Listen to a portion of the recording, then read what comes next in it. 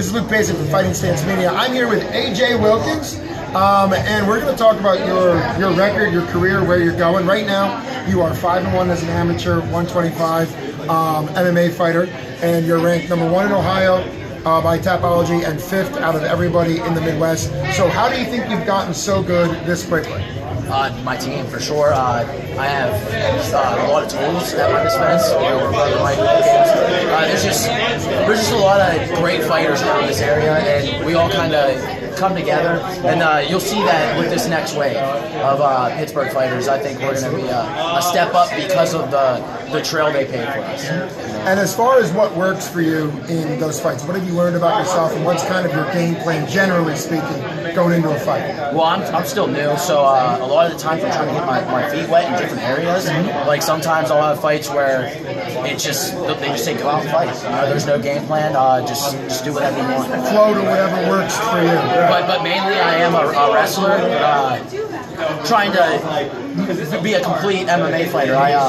I'm working a lot on my stand-up and trying to make that a thing in my amateur fight. Since there's not so much at stake in an amateur fight. Plus, it's limited what you can do. You can't hit to the head with kicks and no knees or elbows to the face. Right, that's the big one. I was talking to Mike earlier, and he was saying about trying to match you up in amateur with guys that are challenging, that have different.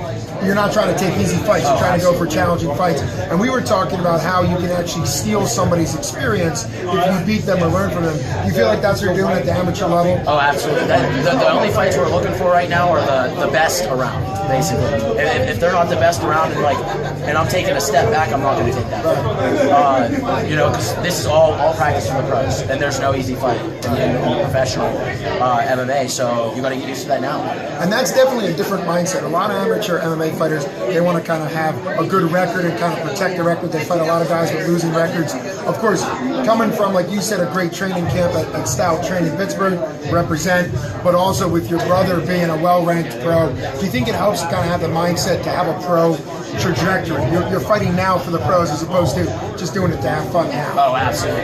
Because you really you like have a course for it. Of course, right. You're mapping out your career and everything, and with the amateurs, it didn't matter if I was 1 in 19. It's all about the experience. Absolutely. Because you're 0-0. Right. Once you come into the professional round, right. Like that amateur record doesn't mean anything. So it's all practice. I want the toughest fights though. You want to learn now, right? Yes. You'd actually rather lose now and learn from it than have a great, undefeated amateur record and go into the pros and then not know what you're doing. Absolutely. Well, that's great. Well, that's awesome. What's one thing you said you're trying to work on stand-up? Are you excited going pro to be able to use elbows in stand-up? Is that something you're now missing? Absolutely. Now that you've learned it? Yeah, big time. Elbows, you'll see just like watching recent fights, elbows are such a huge tool now. They cause so much damage with the cuts and everything. And not even just that. You can't pad the elbow, so there's no padding there, and therefore you cut a lot easier than the fist. Yep, absolutely. Right.